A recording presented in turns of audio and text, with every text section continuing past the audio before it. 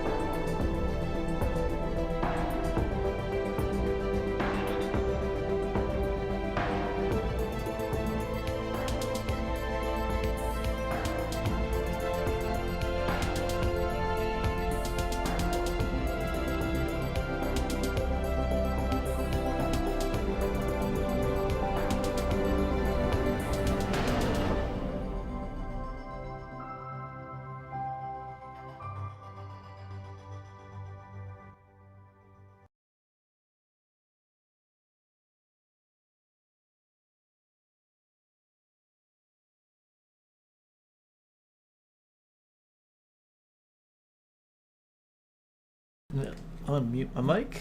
I think we're good. Let's check. Testing, testing. Unmute my mic. Cool. Howdy, folks. How we doing? Well, howdy, folks. This is definitely working. Good morning, good morning. Today we're going to be doing the first module in chapter 15, but also before we start that, I wanted to just quickly throw something out there about the AP exam itself. Last time we met, they dropped the info, right? That was on Friday. They were talking, or they put all the information about the test dates and what it was graded as, those kinds of things. One of the things that I was a little confused with was, in the beginning they had said that there would be 2 times, right? That there would be almost like student choice as to whether you wanted to take the earlier one or the later one. Well, it seems that they have taken a step back on that. So there is the regular testing date, and then there is also going to be a makeup test date. So as far as I understand, and I asked Mr. O'Brien about that, it seems like your test date is going to be on the 18th. So there's no longer a choice between the two. That is the day that we are going to be getting prepared for. So I think that gives us plenty of time. It gives us still over a month to do FRQ practice, to finish up all the notes, which after chapter 15, we don't have a lot in terms of things that we really need to cover. So actually, that's it, chapter 15. So anyway, we'll figure out what we're going to do and how to best get ourselves prepared for the test, but just wanted to throw it out there that the 18th is going to be the day that you guys will be taking it, unless there is some other circumstance that comes up. Any questions or anything like that so far before we get into it?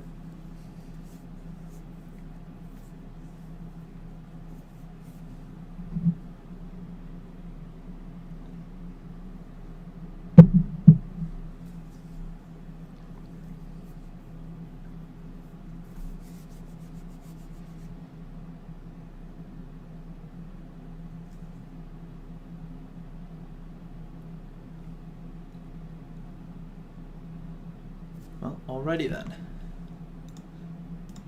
So folks, we were starting chapter 15 today. We're just going to go over a lot of what's in the first module. Let me get these papers and things out of the way. So it's a brief overview about air pollution. We're actually going to stretch this whole chapter out to be, instead of just 1 week, since we have so much time, we're going to spend a little bit more time getting into it, because even though the chapter itself isn't that long, there's a lot of information and some of the diagrams on how like ozone forms and just a lot of the nitty-gritty details can be a little confusing. So we're going to spend our time with this chapter. We're really going to get into it. But this first part is just a lot of definitions, and so that's where we're going to start. So, air pollution is a global system. When you think of air pollution, right, think of the air.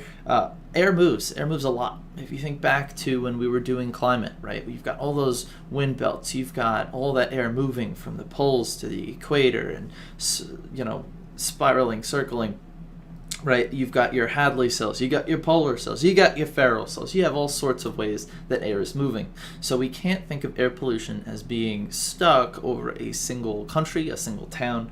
It is global. It is the whole atmosphere is one system, because anything that goes up can be found going somewhere else.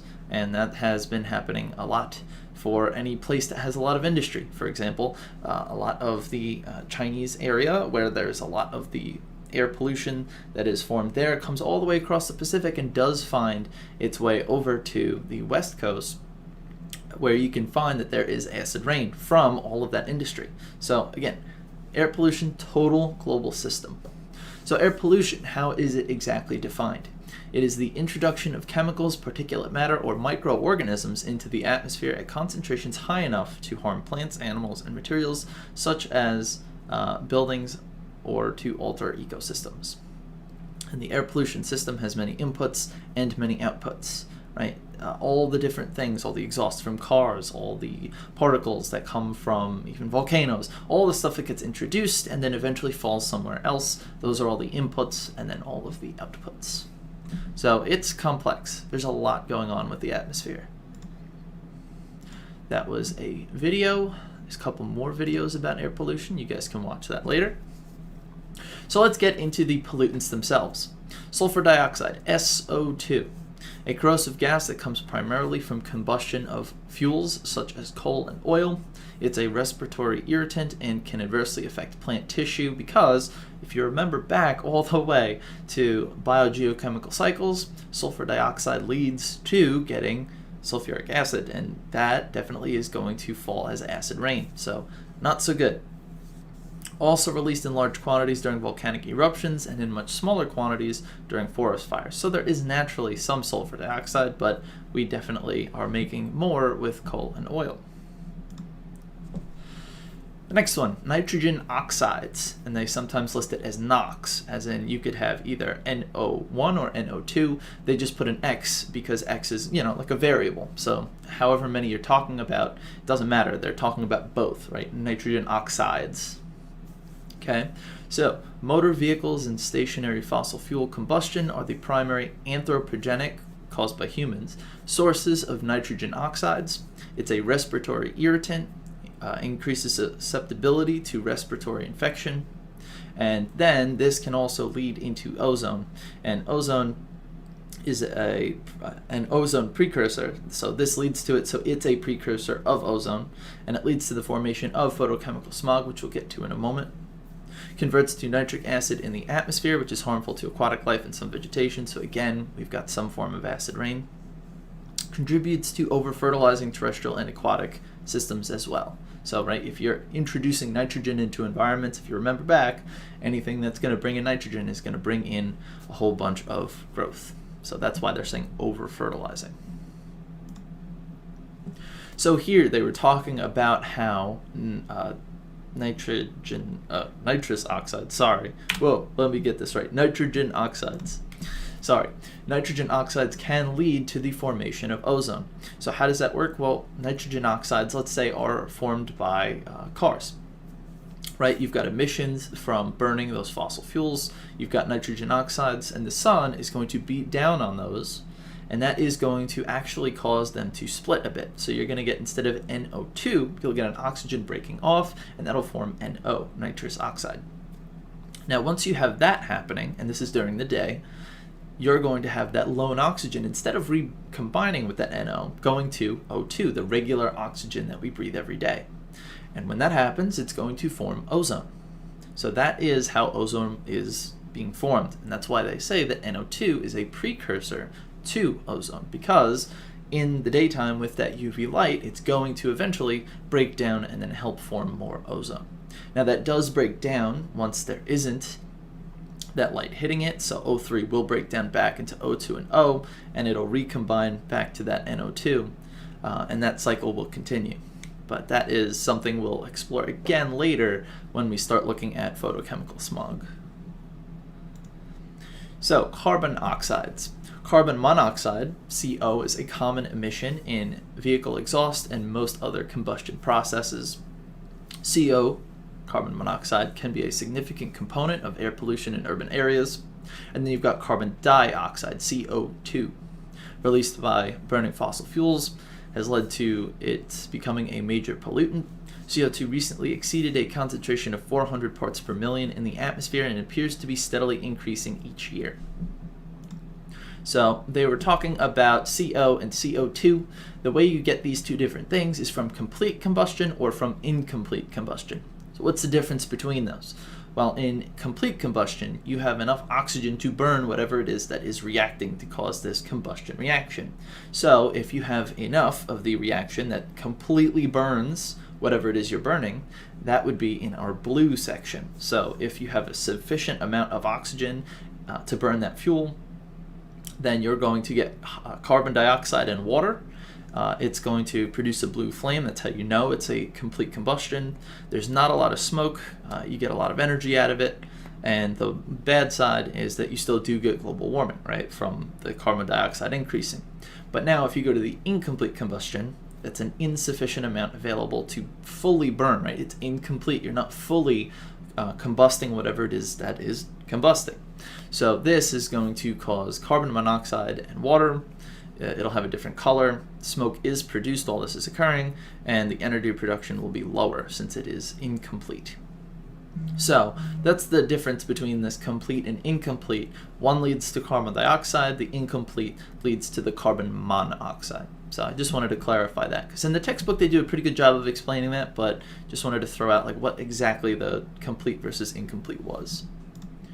So this is the Mauna Loa Observatory. This is where they take a lot of readings of the atmosphere. Since it's all the way in Hawaii, there aren't a lot of places or factories, I should say, that are causing a lot of CO2 to like spike in the area. So they get a pretty good reading, and that's where they get a lot of the CO2 data that they look at in the atmosphere, because again, there isn't as much locally, so you'd imagine you'd get the best readings there, with, you know, of course, some idea that things are moving around from place to place still, because the atmosphere is a global system.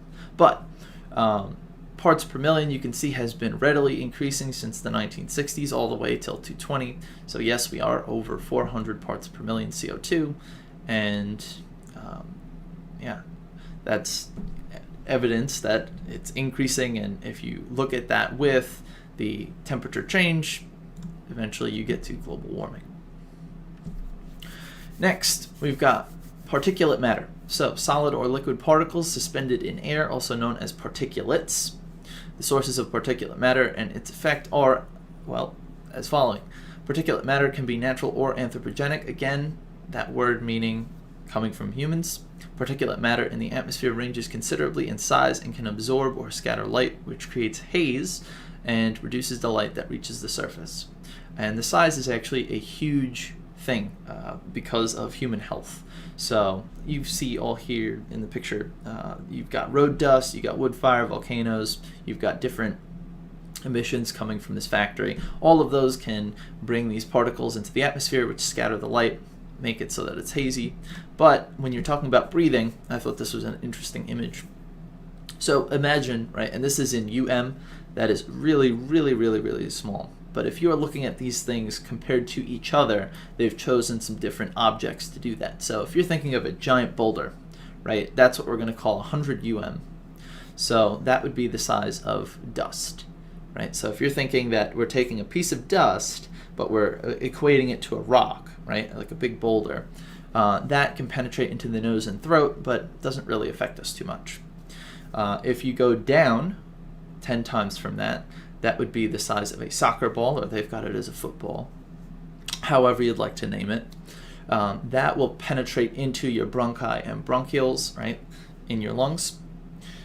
If you go smaller than that, right, so you've got a soccer ball, now you're going down to like a Christmas ornament in relation. You're going to be penetrating into the alveoli, which is the actual gas exchange pocket. But then if you've got the ultra fine particles, the ones that are really, really tiny, so now we're taking a piece of dust, making that a rock, right, in our brains. If we go from that giant rock into a pinhead, so this is really small, that can actually be absorbed into blood from the lung itself. So whatever you're breathing in, if it was that small, could actually just go into your lungs, into all those pockets in the alveoli, and then go into your blood. So depending on what you're talking about here, right, like you've got nose hairs and things to filter out dust, but if you get into like the really, really fine particulate matter, that can definitely lead to some health issues, right? The more stuff that gets in your lungs, that gets trapped in places where you need gas exchange to occur, well, the worse that's going to be. So definitely something to worry about a little bit. Okay, so classifying pollutants, we've got a couple more words here, and again, this is the introduction to all these air pollution concepts, so there's a lot of different vocabulary words. So again, haze is reduced visibility, and that is because of those suspended particles or particulates. Photochemical oxidants, these are pollutants that are formed as a result of sunlight acting on compounds such as these nitrogen oxides we just talked about. So as long as photochemical, right, we're talking about like the sun, photo, right? As long as the sun is interacting with something, causing it to change, then that is going to be a photochemical oxidant. Ozone is one of those photochemical oxidants. It's a secondary pollutant, and we'll get to primary and secondary a little later, made up of those 3 oxygen atoms. Then you've got smog, which is smoke and fog put together. That's how they came up with the word. A type of air pollution that is a mixture of oxidants and particulate matter. And we've got 2 types. We've got photochemical smog, and we have the sulfurous smog. So the photochemical is going to be like that brown, really, really gross smog that you can associate with pictures from like LA and even on Long Island. If you go out to the water and look in the horizon, you'll see we do have some photochemical smog. So that is smog that is dominated by oxidants such as ozone. Again, we'll get into how exactly that works probably in the next module.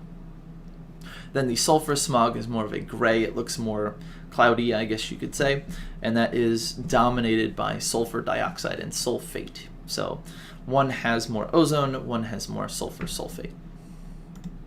So this would be a picture of LA. You can see how it's all brown. That is that photochemical smog. And we'll look into how exactly that forms later. And then here is that more grayish smog. So definitely different between the photochemical and the sulfurous smog that you see here. Not the best pictures, but bear with me, people. So, classifying pollutants, there's a couple other things we have to be worried about. Lead. So this is something that has drastically been reduced in the past couple years, or I should say decades. Gasoline additive, so it used to be in gasoline a lot, and some places it still is. It's also found in oil, coal, and in old paint. It impairs the central nervous system, and at low concentrations can have measurable effects on learning and the ability to concentrate. Also, I thought this was interesting to bring up, perhaps, there have been some ideas that it is related to crime. So it's been brought up on multiple occasions and in multiple different pieces of research that perhaps you've got lead in your gasoline, and when you take it out, you get less crime. So they tried to come up with some of these graphs and things to see if they correlate, and this has a pretty decent correlation between the two. But I also wanted to point out that just because things are correlated does not necessarily mean that they cause each other. This is a huge thing in science. For example, the per capita consumption of mozzarella cheese and the civil engineering doctorates awarded in these different years. Very, very similar, right? You'd think maybe you should start eating more mozzarella cheese, but correlation does not cause causation, or correlation is not causation. Here's another one. The number of people who drowned by falling into a pool correlates with the films that Nicolas Cage appeared in for each year. Really? So, Nicolas Cage, you gotta stop making films. No. Correlation does not mean causation. So you can't just look at a graph and go, oh, those look exactly the same. They have to be, one feeds into the other. I mean, I guess you could also say that the number of people who drowned is causing Nicolas Cage to film more movies, but regardless, the point is they're not actually caused by each other. These are just graphs that somehow correlate for some reason, just by chance. But coming back full circle, the evidence from the lead exposure is more than just graphs. There is this article that is on brookings.edu if you wanted to read through it later, and it cites some of the different things talking about kind of the evolution of what people are thinking is behind this. They even went into how each of those different graphs, like they could, where was it? They were looking at data with preschool blood lead levels, and then also looking at school suspensions to see if it was just the school or the student population that was a little, antsy. So interesting read if you are interested in kind of that type of thing. But anyway, I just wanted to throw out, these things because correlation causation is a huge thing to kind of understand. But also it relates to lead. So anyway, so that's lead. Next, you got VOCs. Oh, So, volatile organic compounds, an organic compound that evaporates at typical atmospheric temperatures. So these are things that are going to turn into gas from liquid at regular, 60, 50 degree temperatures, Fahrenheit that is. Formed by evaporation of fuels, solvents, paints, and improper combustion of fuels such as gasoline, and they are a precursor to ozone formation. The other thing about VOCs is it's not like it's one single thing. VOCs can be a range of different things. There's like so many of them.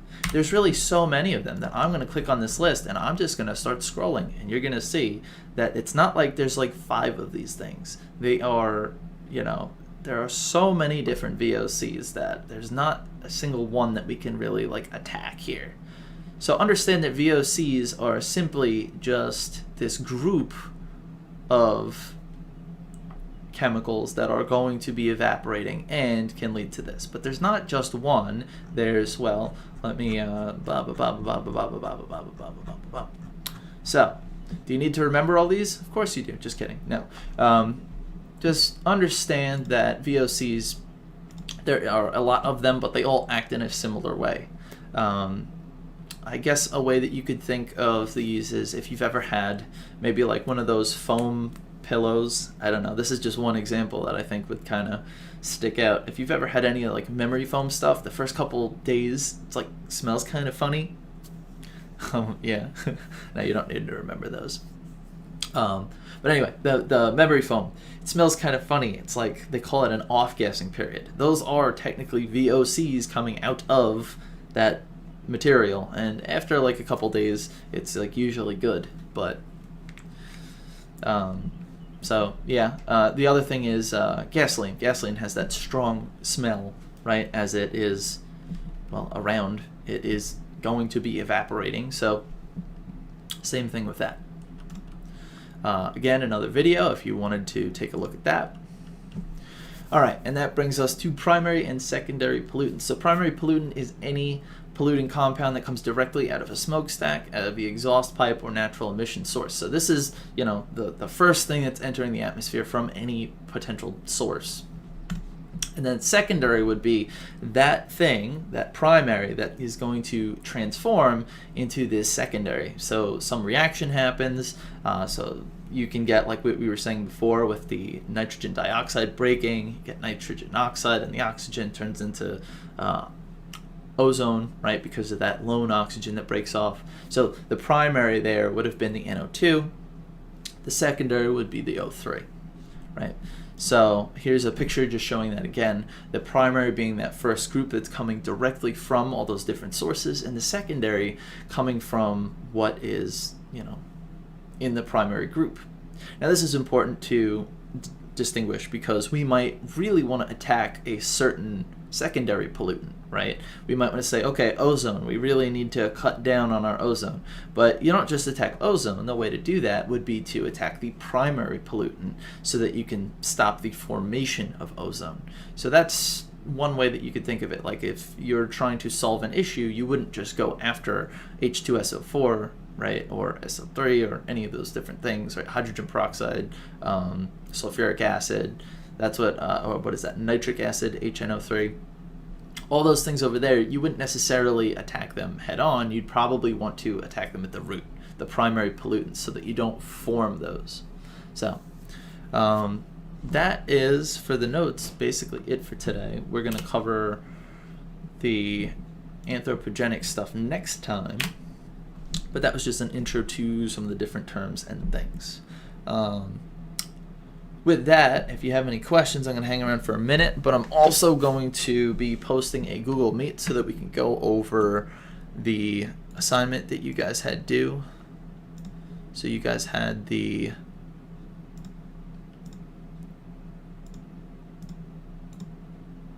FRQ that I wanted you to get done.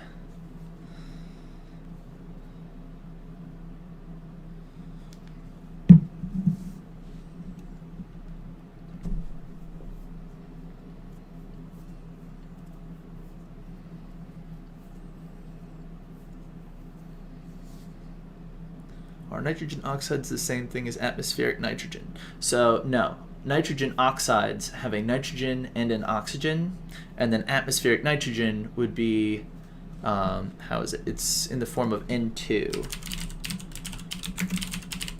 Let me just fact check myself. Atmospheric nitrogen should just be N2, pretty sure.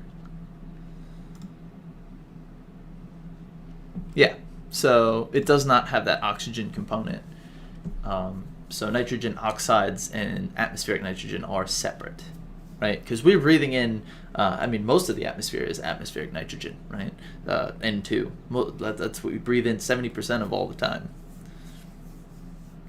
Or even higher than that, right? Good question.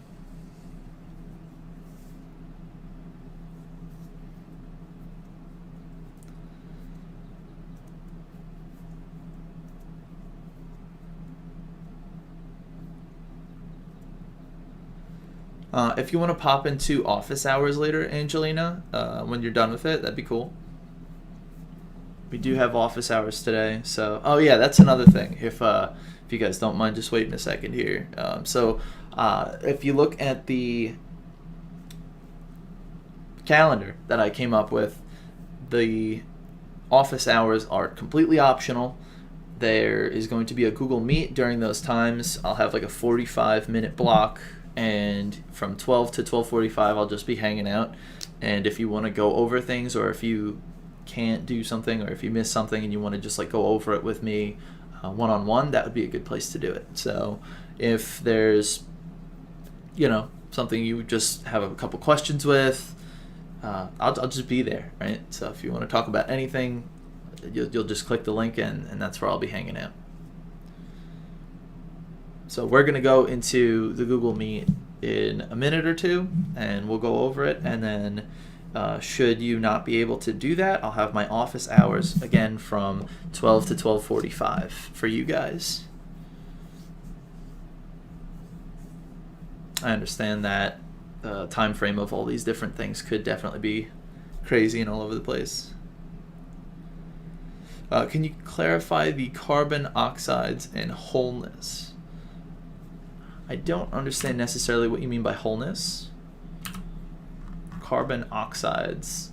So carbon dioxide and carbon monoxide are two different things that you can get from combustion.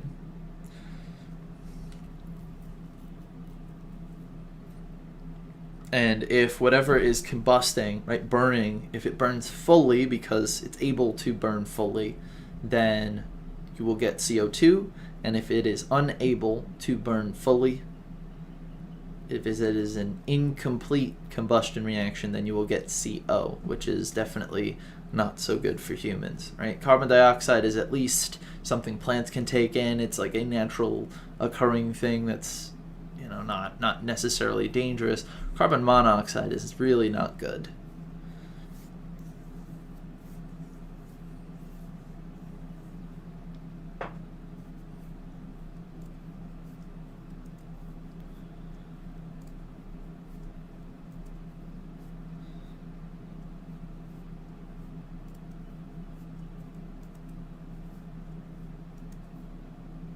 Anyway, folks, I'm going to get the Google Meet set up. If you guys have any other questions, you guys can ask it in there, I guess.